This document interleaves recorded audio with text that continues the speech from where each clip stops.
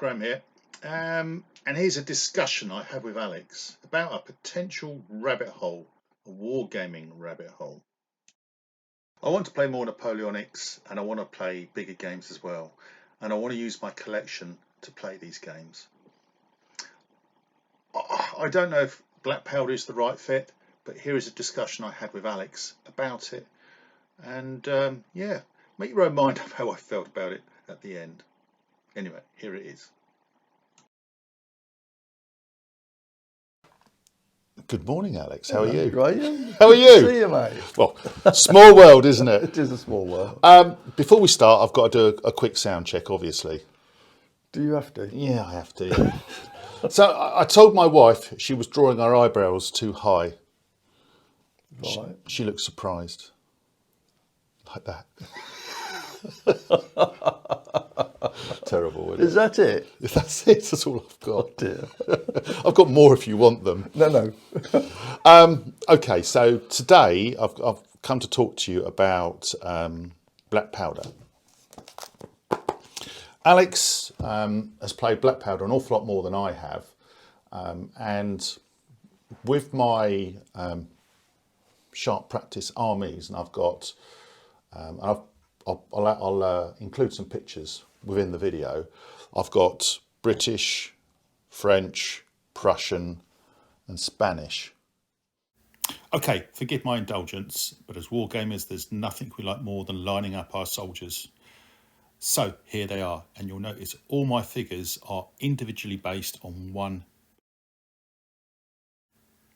Here's my British, and I've got 132 rank and file.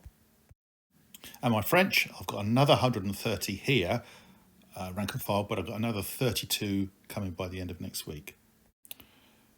Here's my Prussians, and I've got another 86 line and militia, Landwehr if you like. And my Spanish, I've got another 80 or 90 line and militia with another 32 guerrillas. So I've got a few, but they are sharp practice. They are not Black Powder. So first of all, I want to discuss with Alex the practicalities of playing Black Powder. Secondly, there are some issues, maybe they're not issues, to be discussed. Yeah. With unit sizes, unit frontage, and practicalities of actually playing the game. So, yeah. So we'll talk about why, we'll talk about how, and then at the end we'll talk about the issues with playing the game. So, why? Sharp practice when you normally play, and we play muskets and tomahawks as well. Very good set of rules. Yeah. For which you've championed. To a degree. To a degree. And muskets and tomahawks, they play French Indian Wars. Yeah. The American War in Independence. You and can Shakos and Civil War as well. ACW, and also Shakos and Bayonets is their supplement for. Yeah. And we played them, and they're great fun games. But I just wanted to play something a little bit bigger with more figures. Now, typically on a club night game, when we play those rules, we have, how many would you say on the table? 50, 60 figures per side? Easily. Yeah, you can have a good game with that, can't you, really? Now, I'd like to play something a little bit bigger. Black Powder feels that fits that bill. Why Black Powder? Because at the moment, obviously you know the rules well, you like them. I wouldn't say well, but I play them and I enjoy them, and they're very popular at the club. And there's people at the club that do know how to play them very well. In my eyes, you're an aficionado. But then you are, anyway. So the rules work, we know that, and they're a simple set of rules. Not perfect, they've got their flaws, but they do work well. So it's kind of the first stage towards what I'm looking towards playing. And obviously there are people at the club, at Farnborough War Games Club, that play Black Powder. Dom plays it, you play it with Neil and Alan. Yeah. So, you know, there's opponents out there who can play.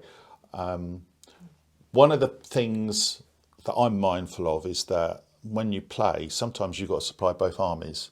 And I have French and British and Spanish. So maybe I can. And so today we've done a bit of chat before about points and practicalities, and we'll go on to that in a bit. How?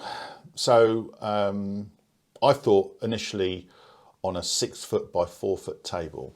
However, you've just corrected me. Well, the movements are quite. If you stick to the movements in the rules, It's important to point out we're playing 28 mil. Yeah, 28 mil.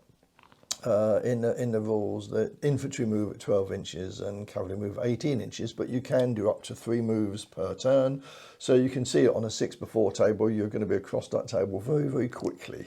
Super quick. Really, for 28 mil, if you're going to have a sizable army, you really need to be 8x6 minimum.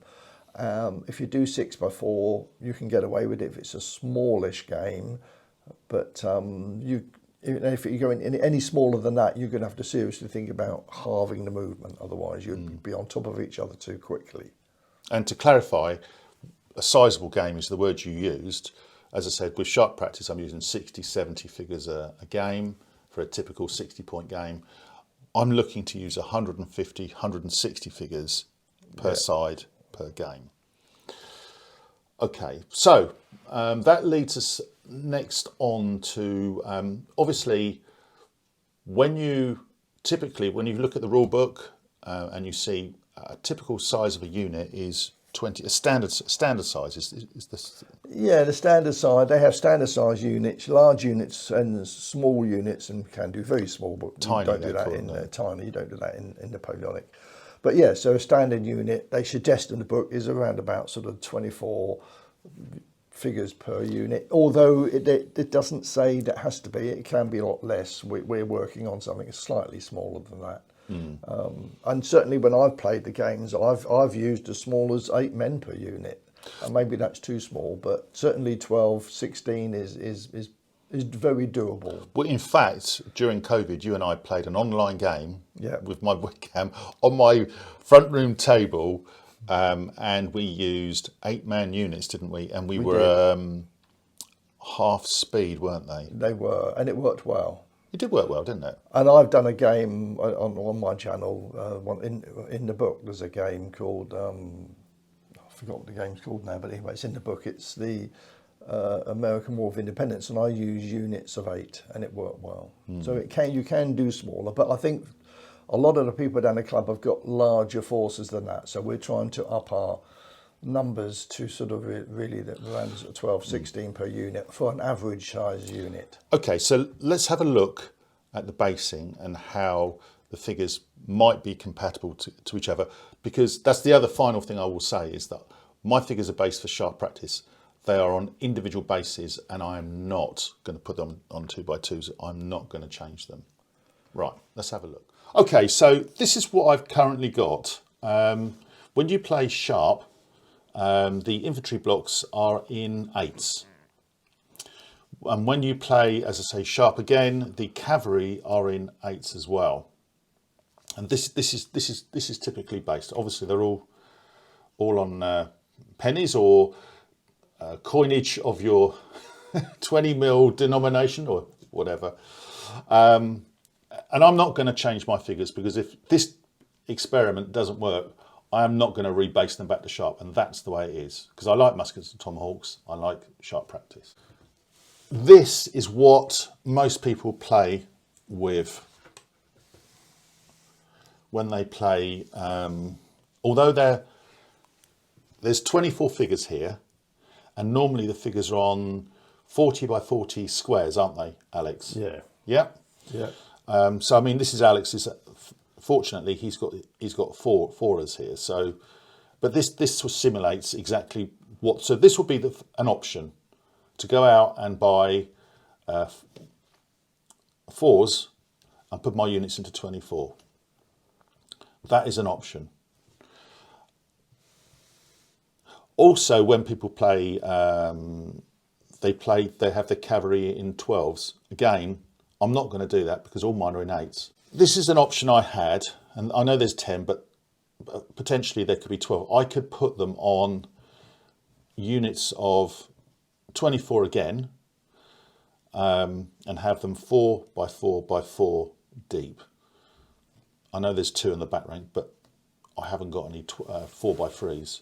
Question is, would that work? I personally feel that the depth of 2 is plenty if they're in line. You couldn't do that in line, you see. It would look a bit awkward, and the British would often go in line. So I think you've got 3 ranks deep there, or 3 lines deep. I think you should try and stick to 2. So, in my opinion. Yeah, I'm not saying this is right. This is just, I'm just using some bases that I've got. So maybe this isn't the solution then. Okay, which is fine. So we've got options. We can either keep them into units of 16. So if we move them out of the way.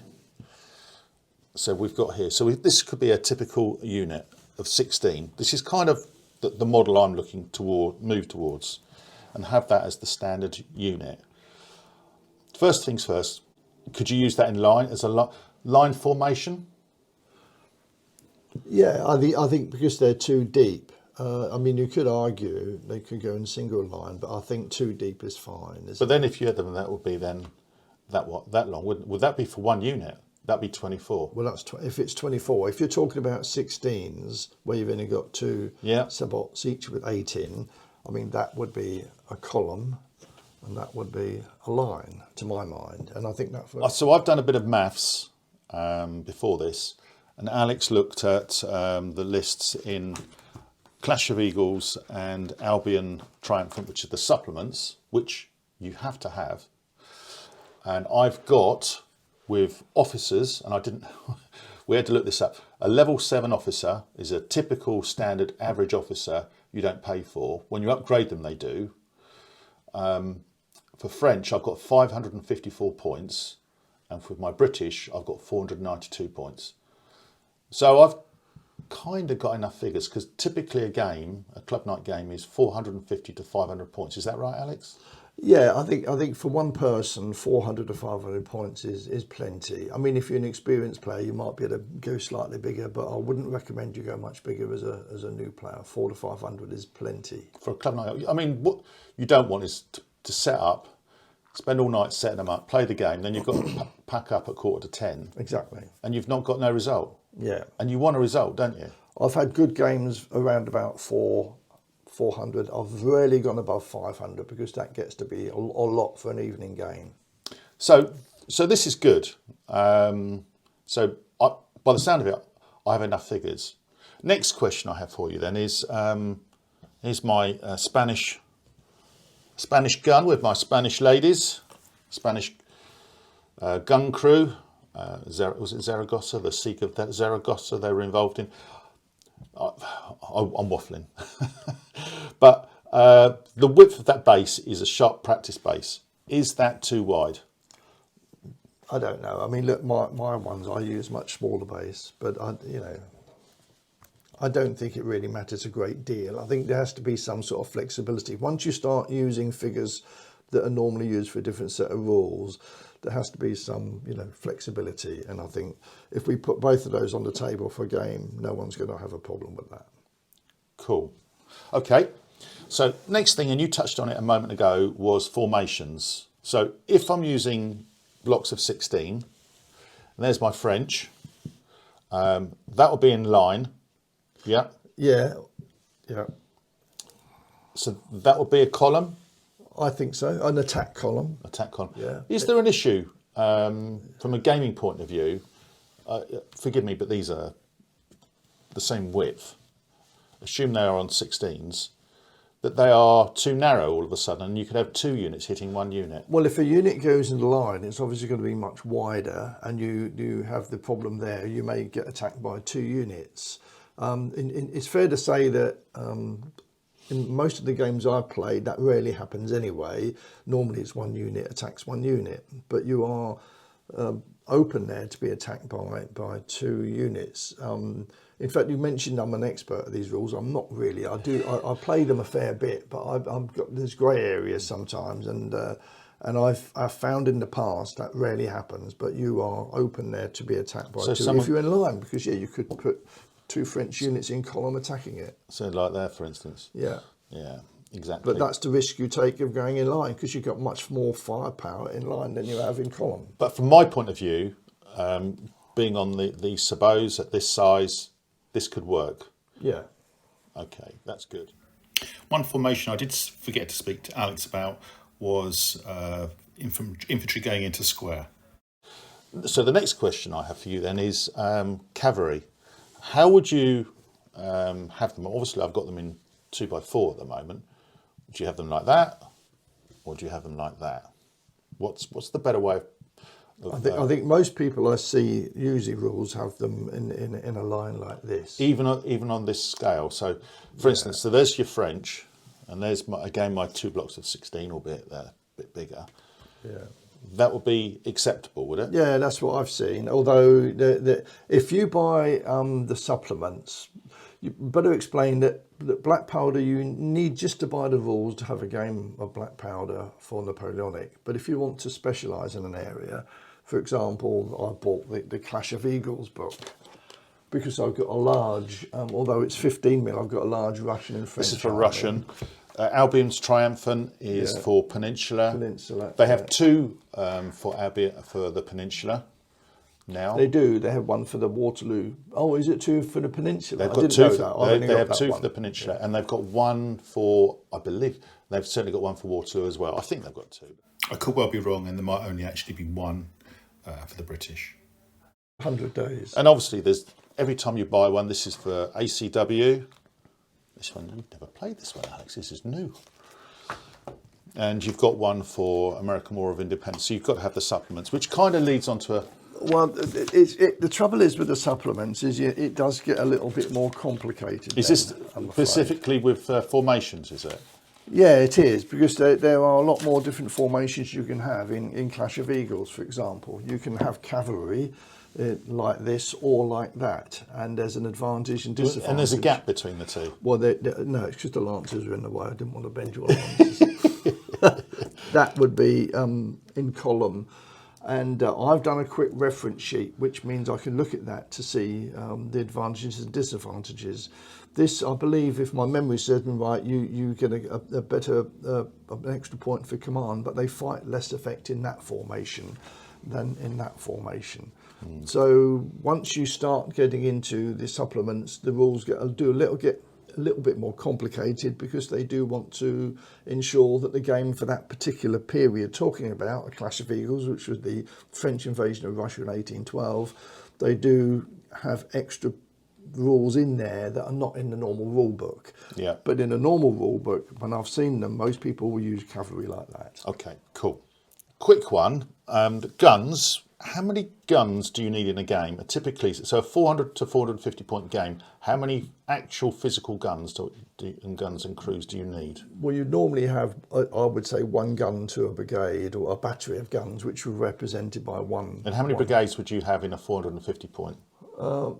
Probably a couple of brigades. 2, 3? Yeah, 2, maybe 3 at the most. So what you're saying is then I'm going to need 2 or 3 guns per side? Yeah, well, yeah. I am. Okay, so I'm light there. I've only, at the moment, with the exception of my Spanish, I've only got 1, so I need to go out and finance that. That's one thing. Next thing is skirmishes. Can you just, so if we assume we're on the units of 16, Yeah.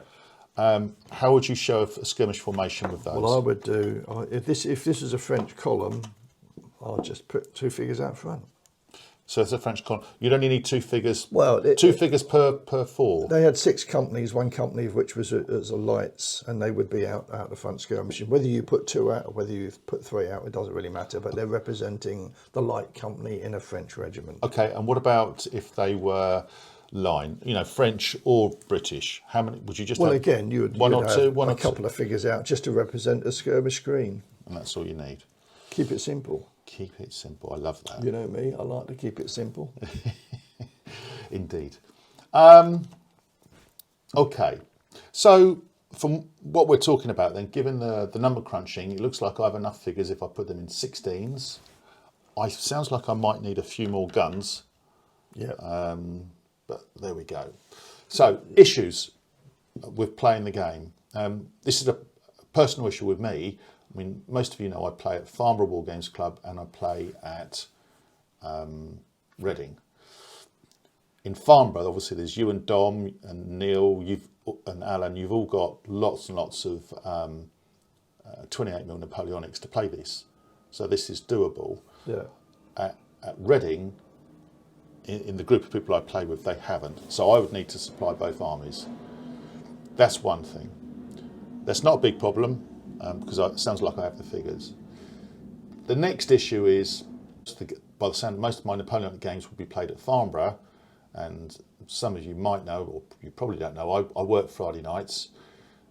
Once the football season starts, because I'm a football coach, it means most of my games are played, certainly during the season, in Reading. And to do that, I'm going to need to take both armies over there and have the rules and be fully ready to go, because there are people there who don't play the rules. Which leads me on to the next thing. Now, if you've watched my games recently, I've been sort of trying lots of different sets of rules. ADLG, I tried the Middle Earth, I don't, there's a third one I can't remember. I haven't played these rules. So there is an investment. These rules aren't, in my opinion, that cheap. The version 2 set of black powder rules are £35 from Warlord. I'd need the Albion supplement, which is 25 quid. And by the sound of it, I'll need some guns as well. So from Gripping Beast, that's another, for 2 guns, 2 French guns, that's 28 quid. They're metal ones. So there is an investment. Also, to play with 16s, although I have a lot of sabots, I need more. So I need to buy sabots. So there's an investment there as well. You'd be better off getting them in 4s, incidentally, because yeah, I mean, like you've done here. Yeah. And in fact, what you're saying is true. What you could do is have them in 4s and then put them on a giant sabot that seats all these. The handy thing about that is you can go in March column as well. You could do that and have 4 that way. If you use March column in sabots of 8, then you'd have to turn them around, and they'd have to turn all the figures around, or have them facing in the other direction. So 4s are much more practical. I mean, we were saying, could that not be Well, a that's March column of attack. Well, there's a But third column one. of March, that's column of attack. Yeah. But column of March, it's like that. Oh, it's even more narrower. It is. Well, they're on a road. So Oh, wow, you could turn them around that way, I suppose. They would look all right. But if you had 4s, it makes it a bit more flexible. You can also take 4 off and use them as skirmishers and have the other 3 behind. So, you know, I think 4s is probably... Okay, so there's an way to investment go. of buying lots of 2x2s sabots then as well. Yeah. That's something I've not even considered. So, obviously, finally, things to consider would, you need shaken markers and disordered markers, for which you need to show the status of the battalion or the unit. They're very cheap. I'll print my own off. Yeah, that's Laminate easy. them. They're easy. And so the big one then, and this is what this is all boiling up to, all my waffle and Alex's words of wisdom, is that this is the big one. Will I get value to spend to play? Because obviously at the moment I'm looking at a book and rules at 60 quid, 2 French guns at 30 quid, 90 quid, and now we're looking at sabots, 2x2 sabots. You know, I'm going to spend 10 or 15 quid from War Bases or Charlie Foxtrot. All of a sudden I'm spending 110, 120 quid for a set of rules that I may play, I may not, because at the moment, if you follow my channel... You will play them if you spend that money. Yeah, I guess I will. I guess the thing is, Alex, if I'm honest, I'm waiting for Age of Chivalry to come, because it's not turned up, and I'm playing other sets of rules. I'm playing Lion Rampant, I'm playing this, I'm playing Dead Man's Hand, I'm playing Sharp. So for me to get use out of this... You see, one of the things we do at our club, and you're just like me, is you play a variety of different rules. And ideally, you could have armies set up for each set of rules, but you know, practically you can't do that. It's too expensive. So what you're trying to do is make use of the army that you've got for sharp practice and Moscow Tomahawks, and use it for black powder. And even if you only do it once every sort of month or 6 weeks, over a year, yeah, you will get your money back. And you know, they're a good set of rules. I don't play them as much as I'd like to because I'm so busy doing other things, but I doubt I probably play half a dozen black powder games a year. I would like to play a bit more, but I'm starting to play a lot of House Caesar now as well, and other rules. And if you're honest, you know, frankly, you're not going to play a great deal with them, but you know, half a dozen games a year, and so yeah, that money is well spent. And you've got then for the next few years to play. You've got 2/3 of the figures you need anyway. You only need to add sort of the odd figures, maybe artillery and the sabots and the rules, and then you're away. Yeah. And it'll be good. Be good fun. Yeah. Okay. You will get money's worth out of it eventually, but there is a bit of an outlay at first because you are having to adapt figures from one set of rule set to another. Yeah. Brilliant. Okay. So yeah, food for thought. It sounds like I'm going to be putting stuff on my Christmas list, or maybe hovering over the bring and buy at. You know you're going to do it, Graham. Hovering over the bring and buy at Warfare and see if I can buy a cheap set of rules, or possibly borrow yours. And there's another chap at Reading who very kindly offered to lend me his rules as well. So yeah, I think I will. I think though, you know, it's like any set of rules. If you're playing people that, you know, we can be flexible with the base sizes. If you want to make it sort of look good and you want to make it playable, but as long as you're playing someone that's going to be flexible with how you field your units, then it doesn't really matter. You don't have to be exactly the same size bases. The size base is more important than the actual figures. The good thing about the rules is that whatever size you decide to go for, the actual stats per unit doesn't change. Yeah. So you can fight when anything between we both fought with units of 8 up to sort of 24, and the rules are exactly the same. Yeah, indeed. It works. It works. Brilliant, Alex. Thanks for your time. As always, your counsel is valuable. And and Alex, if you look at his channel, for which I think I'll put a link in, or I'll put a picture in, you know, listen, thanks again, and we'll see you all soon. Thanks again. Yep, a really good chat, and I'm really grateful for Alex's patience with me. I also spoke to Gamer Dom of Feet on the Table and today, and yeah, I'm kind of think I'm going to be buying the rules soon. Hope you found that useful if you're teetering on the precipice of black powder like I am. Anyway, please like, subscribe, share with like-minded, take care, and see you all on the next one.